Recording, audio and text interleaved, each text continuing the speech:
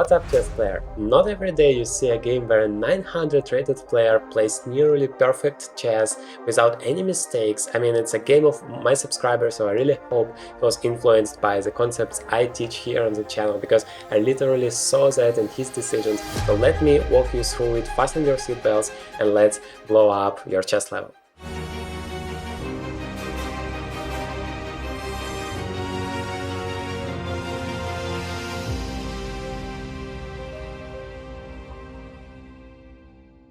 Most of the players are 900 rated, and my subscriber played as white. The nick is Jock Jock. Hopefully that's correctly. And the game started with the Scandinavian defense, e4, d5. And of course, the main line here is to take on d5. That's the most active move. In general, you should always start with the most aggressive, most active moves. Only if it doesn't work, then you come to the more passive ones. Knight c3 is a developing move. That is something I always teach in my videos. You should try to develop your pieces as fast as possible.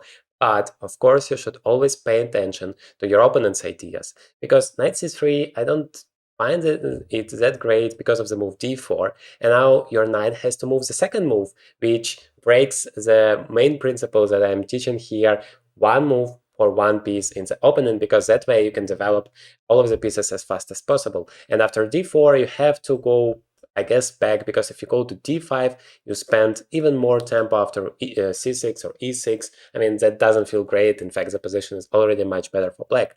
That is why I don't like the move knight to c3 here. So takes, like I said, is winning a lot of tempo. By the way, I never understood the point of the entire Scandinavian defense. I mean, in the opening, you're spending 2 tempi with your queen. Either you go to d8 or to a5.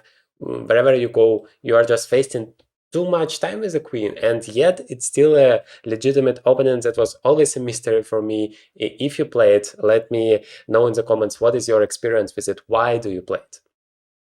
So the game continued with knight to f6, which is another weird move because that allows e5, and now white is the one getting a lot of time because this knight is under attack. I mean, you can try to play d4, but always the player who has the upper right, so the first opportunity to grab some pieces, wins in such a situation. I mean, that's not a lot, but still it feels like a more pleasant position for white.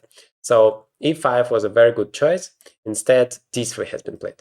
d3 is kind of a passive move, because now pawn takes, and after takes you're allowing this queen's exchange, you're losing the rights to castle, which would slow your development.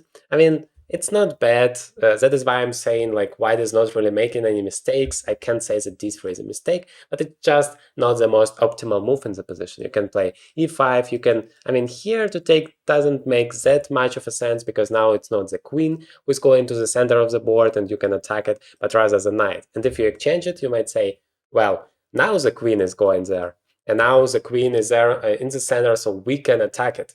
But the truth is, it's so difficult now to attack.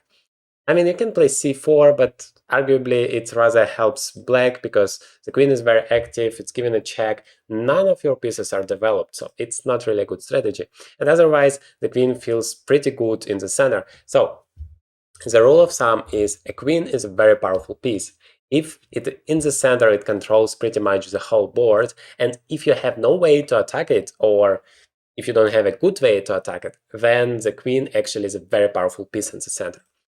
So in this case, that would be good for black. d3 has been played, h6, a very weird decision from the black side, because it's not developing anything. It's not fighting for the center like the move e5 or something. Just always try to avoid those moves in the very beginning. I guess I know the reason now. If you play e5, black was worried about bishop g5, and now there is a pin, and oh my god, it's so dangerous. But guess what? It's not dangerous. You can just play d4 and once again grab a lot of space. You might say knight d5, once again dangerous, a spin, oh my god, my pawn structure can be destroyed. The development. Always focus on the development. That is what really matters in chess game in general and in the opponent. So you need to develop as fast as possible. And when your opponent is making a lot of moves with the same pieces, it doesn't really help him. Here you can just remove your queen out of the pin, and after takes, yes, you have double pawns, but look at your pawn structure. It's so solid there. It's so stable. You get a lot of space, and this position is just better for black already. So, and also the bishop has to move back, wasting another time. So yeah, not that great for white. So don't be afraid of that. H6 is a rather very passive move, which once again allows the E5 idea. But this time, white decided to take, which is in a combination with D3, also doesn't feel that great because now the bishop is passive. But I mean, it's 900 rated players. So for such a level, you can still say there are no real mistakes in the game, nobody blunders. And yeah, here you have a queen on D5, and white decided to attack it. First, knight F3, very good move. Developing the pieces, I mean, that is exactly my dream when I'm teaching it to you, so you understand the concept and then develop all of your pieces. And now c4 has been played. I can't really blame this move. It's a very active one. It's attacking the queen. There is no queen e4 check anymore. Queen e5 is not available either. Queen e6 is possible, but that would block the bishop and the pawn. I mean, not such a great check. So otherwise, c4 is winning some space, winning some time, removing the queen out of the center. So yeah, you can't really blame it. Queen h5 has been played. I don't really like it because after bishop e2, now you have a lot of discover attacks possibilities in the future. In fact, black played g5, which is given that opportunity immediately right here. And what did white do here? Instead of knight takes g5, which would win the pawn, because notice that the knight is protected by the bishop, so the queen can take it, and the pawn also can take it because the queen is hanging. So white decided to play knight to d4 instead, which is also a pretty good move, but doesn't win anything. So my subscriber here realized that he should go somewhere with a discover attack. But instead of knight takes g5, he preferred knight to d4. Why is that happened? Because apparently he didn't use the secret formula to find the best move in every position. Well, I guess it's not that secret anymore. I'm telling you that in pretty much every one of my videos, always start with checks, captures, and threads if you want to find the best move in the position. You don't have any checks here, and you have only one capture on the entire board, which is knight takes g5. Absolutely, you must calculate it before going into anything else. And you could immediately see that it works for you. I mean, maybe not immediately, maybe it takes you some time, doesn't matter. The point is that you calculate it, come to a conclusion that it's all right for you. For example, you need to calculate here what happens after queen to g6, because if you just go back, then black might take this pawn, might have some activity in the center, but after queen g6, there is a beautiful move for you, which just wins on the spot. And of course, you have to invest some time to be able to find it. Please feel free to pause the video for a second and try to find the best move for white here. Okay, hope it wasn't difficult for you. The move is knight takes f7. The idea is you're winning the pawn, you're attacking the rook, and if you take either with a queen or with a queen or with a king, then bishop h5 is winning the queen. Doesn't matter how it happens here. And then, yeah, if you take on g2, then of course there is bishop to f3, defending the rook and attacking the queen, and then this knight still captures the rook there.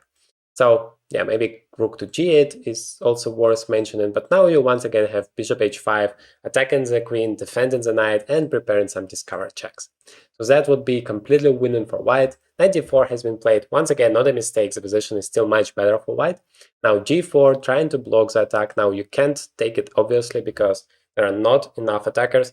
Always remember to calculate the number of attackers versus the number of defenders, and in order to take, you need to have at least the same amount of defenders after you take. So here there are 2 attackers for this bishop and only 1 defender. That is why bishop takes g4 is losing. So knight c6 has been played, destroying black's pawn structure, very good. Now bishop d2. I can't really say that I like this move a lot, because d2 doesn't seem to be the most active square, but still it's developing the pieces, it's connecting the queen and the rook, so that's good. But e3 could have been a more active move because the bishop is just controlling more squares here. Maybe queen a5 was a concern, but yeah, in such a position, it's not a problem for you. You can just play bishop d2 back. Now winning the time because the queen has to move again, and then you get to c3 in one tempo. Or yeah, just go to queen to d2 in the endgame, which is of course much better for white thanks to a better pawn structure. Next plays here e6, which gives another incredible opportunity for white. Very simple, bishop takes g4, just picking up this pawn with a tempo. That would be a huge move. And white played here h3, which is still good. I mean, the bonus pins, but once again, if you start with the most active moves, checks, captures, and threads, you will never even consider h3 because you don't have any checks, and bishop takes g4 is the only capture you have. So once you see that you can take it, and now there is only one attacker and you have one defender, so it's enough, then you would just make the move. You would never miss it. That is why I'm always saying that this formula is so important for you to learn, to master, and to use in every position. It doesn't matter whether you have some tactics in the position or not. You don't know it beforehand. You just need to use it constantly, and then you're not going to miss some very nice tactical opportunities. So h3 has been played, f5, and now you can't really take the pawn on g4 because of the pin, so white is playing queen to a4, creating another threat. And that is what I really like, especially at such a level. It gives you a lot when you create a lot of threats for your opponent. It's so difficult to deal with all of them. But don't play the hope chess, just do it with an idea to improve your position. Queen is more active on a4 than it was on d1. That is why it's a very good move. And also it's a move with a tempo because now black needs to react. So that is a very good example of what you can do. And now long castles. And that is a perfect example of what I'm always teaching you about the development. Now, if you look at the position, white has developed all of the pieces, literally every one of the pieces. Now the rooks are connected. You're threatening to take on g4, the bishops are developed, well, more or less, and the queen is also active. And black's position, on the other hand, is far from being developed, and you could see how much of a difference that makes in the position.